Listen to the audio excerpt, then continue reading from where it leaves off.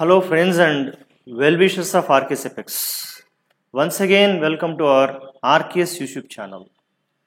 Friends, మనం structures ద్వారా తేలికగా ఇంగ్లీష్ ఎలా నేర్చుకోవచ్చు అనేటువంటి ఈ సిరీస్లో ఇప్పటిదాకా రెండు స్ట్రక్చర్స్ చూసాం.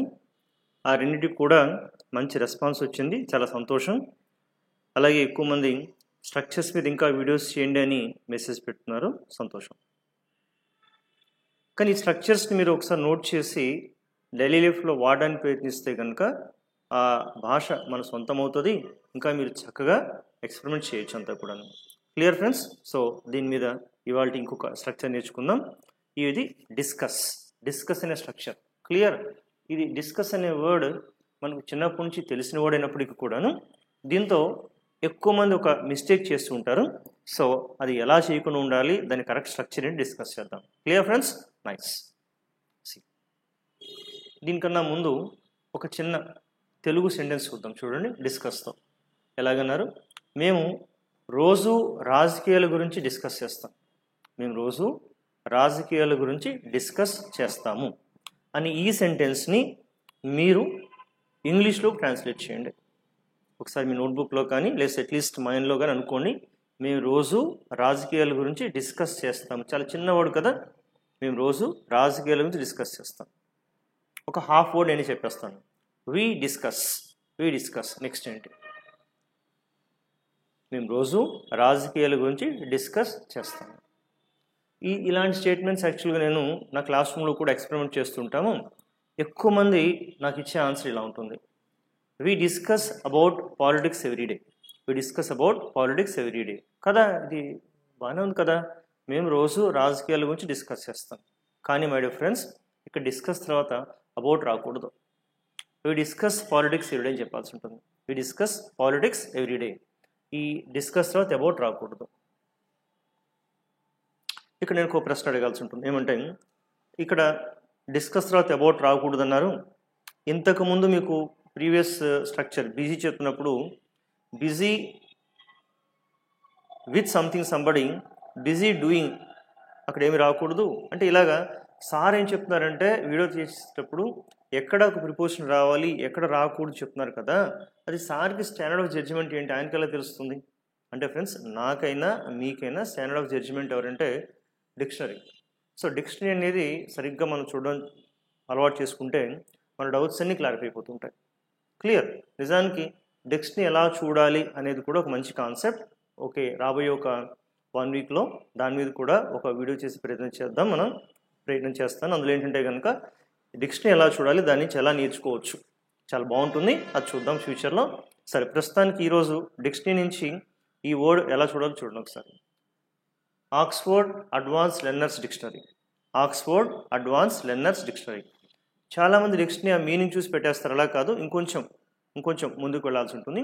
ఈ ప్రాసెస్లో ఈ 3 వర్డ్స్ నేర్చుకునే ప్రయత్నం చేద్దాం. సంథింగ్, STH అంటే సంథింగ్ అంటే politics, project work. Next somebody అంటే లైక్ ఫ్రెండ్స్, రిలేటివ్స్ ఇట్లాగా. అలాగే ఇంఫార్మ్, డూయింగ్. దీన్ని డూయింగ్ అంటే కనుక చేయడం కాదు, మన డిక్షనరీ బాక్స్లో డూయింగ్ అంటే ఇంఫార్మ్, కుకింగ్ ఆర్ టాకింగ్ అన్నట్టు. I mean we discussed all the things in our previous video also. ఈ లాస్ట్ వీడియోలో కూడా మనం ఈ 3 గురించి చెప్పాను, ఈ 3 విషయాలు. సరే సంథింగ్, సంబడి, డూయింగ్ అంటే కనుక వర్క్ ఇన్ఫార్మ్ పెట్టమని చెప్పడం అనమాట. కుకింగ్, టాకింగ్ అలాగా. రైట్. మరి ఇప్పుడు డిక్షనరీ చూడండి ఎలా ఉందో. Oxford advance learners dictionary. ఇది సింటాక్స్ ఎలా ఇచ్చారు చూడండి. STH అంటే సంథింగ్, SB అంటే somebody. STH something and SB somebody. ఇప్పుడు చూడండి, డిస్కస్ STH అంటే వీటి మధ్యలో ఎటువంటి ప్రిపోజిషన్ లేదు. అంటే సంథింగ్ చెప్పేటప్పుడు డిస్కస్ తర్వాత ఎటువంటి ప్రిపోజిషన్ వాడాల్సిన అవసరం లేదు. ఎవరితో వ్యక్తులతో డిస్కస్ చేస్తుంటే సంబడితో అప్పుడు విత్ రావాలి. అందుకని ఇక్కడ విత్ సంబడి. అర్థమైందండి? Discuss something with somebody. కానీ చాలామంది డిస్కస్ అబౌట్ అని పెట్టేస్తుంటారు. అది ఎక్కడి నుంచి వస్తుందంటే తెలుగు నుంచి మనకు కన్వర్ట్ అవుతుంది. మేము రోజు రాజకీయాల గురించి అంటాం కాబట్టి ఆ గురించి అని అబౌట్ అక్కడ పెట్టేస్తుంటారు అట్లాగా. కానీ అది కాదు. ఇంకా కొంచెం క్లారిటీ కావాలంటే ఇందులో ఇచ్చిన ఎగ్జాంపుల్స్ కూడా మనం చదవచ్చు. ఎగ్జాంపుల్స్ ఏమి ఇచ్చారు? Have you discuss the problem with anyone. Have you discuss the problem with anyone. Discuss the problem అనేది సంథింగ్, అందుకని ఇక్కడ డిస్కస్కి సంథింగ్ మధ్యలో ఏమీ లేదు. ఎవరితో అయినా విత్ ఎనీవన్ అనేది సంబడి, కాబట్టి విత్ సంబడి. సో డిక్షనరీలోనే మనకు చాలా మటుకు ఆన్సర్స్ దొరుకుతూ ఉంటుంది, స్ట్రక్చర్స్ దొరుకుతూ ఉంటాయి. క్లియర్? రైట్. మరి దీన్ని యూజ్ చేస్తూ మనం ఎలా నోట్ చేయొచ్చు, ఒక స్ట్రక్చర్ ఎలా డెవలప్ చేయొచ్చు? ఇది structure. Subject discuss something with somebody. Clear? మళ్ళీ చెప్తానా? Subject discuss something with somebody. ఇలా ఒక బాక్స్ కొట్టేసి సంథింగ్ హ్యాపీగా స్ట్రక్చర్ నోట్ చేసుకొని దానిపైన సొంతగా మనం ఎలాగా ఫ్రేమ్ చేయాలి సెంటెన్సెస్ నేర్చుకుంటే చాలా బాగుంటుంది. మనం ఒక 2-3 సెంటెన్సెస్ రాసే ప్రయత్నం చేద్దాం డిస్కస్తో. ఓకే,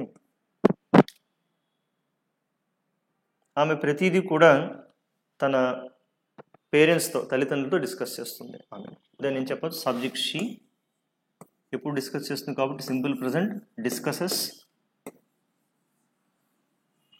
ప్రతిదీ కూడా అంటే ఎవ్రీథింగ్. పేరెంట్స్ సంబడి కాబట్టి with her parents.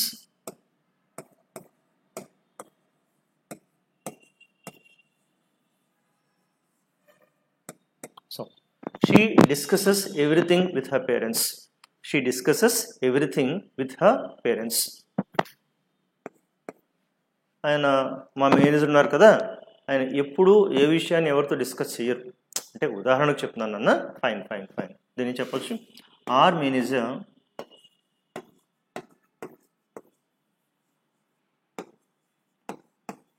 never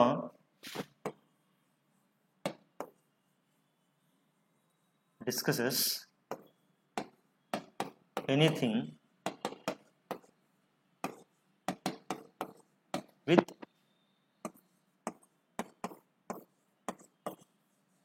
anybody. So our manager never discusses, ఎప్పుడు ఎవరితో డిస్కస్ చేయరు.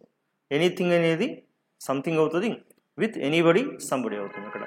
సో ఫ్రెండ్స్, సింపుల్గా మీరు టెన్సెస్ అనేది కొంచెం ఐడియా ఉంటే ఏ టెన్స్లో కొంటే అందులోకి మార్చుకుంటూ చక్కగా యూజ్ చేసేయచ్చు. ఓకే, నేను నిన్న ప్రాజెక్ట్ గురించి క్లయింట్స్తో డిస్కస్ చేశాను నేను నిన్న యాక్చువల్గా. దెన్ పాస్ట్ టెన్స్ అయిపోయింది కదా, I discussed the project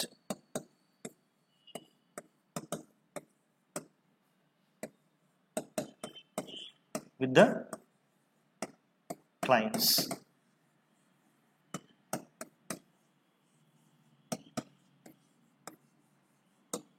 So clients అనేది somebody, ప్రాజెక్ట్ అనేది సంథింగ్, డిస్కస్ అనేది మన వర్డ్. సో ఫ్రెండ్స్, ఇలా చిన్న స్ట్రక్చర్స్ మెల్లిగా డెవలప్ చేసుకుంటూ చాలా కాన్ఫిడెంట్గా మనం మాట్లాడవచ్చు అనమాట అంతా కూడా.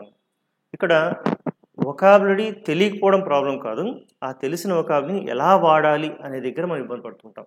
Is it clear? So tell me my dear friends, so who doesn't know the meaning of the word discuss or meaning of the word busy? ఎవరికి తెలియచేప్పుడు అందరికీ తెలుస్తుంది, కానీ సెంటెన్స్లో రాసేటప్పుడు కాన్ఫిడెంట్గా అది కరెక్టా కాదా అనేటువంటి విషయ పరిజ్ఞానం ఉండాల్సి ఉంటుంది ఇక్కడ. అది మనం స్ట్రక్చర్స్ ద్వారా చక్కగా నేర్చుకోవచ్చు. ఇక్కడ ఒక డౌట్ అడుగుతున్నారు, నేను అడుగుతున్నాను డౌట్. ఏం డౌట్ అంటే, సార్ ఒకవేళ నాకు డిక్షనరీ చూడడం రాదు, ఓకే, మరి నేను ఈ స్ట్రక్చర్స్ నేర్చుకోలేనా అంటే, ఇంగ్లీష్ బాగా మాట్లాడుతున్న వాళ్ళందరూ కూడా ఇలా డిక్షనరీ చూసి ఇలాంటి పద్ధతులు నేర్చుకుంటున్నారా అంటే కాదు. వాళ్ళు ఎలా నేర్చుకుంటారంటే రీడింగ్ అండ్ లిస్నింగ్ హ్యాబిట్ ద్వారా నేర్చుకుంటారు.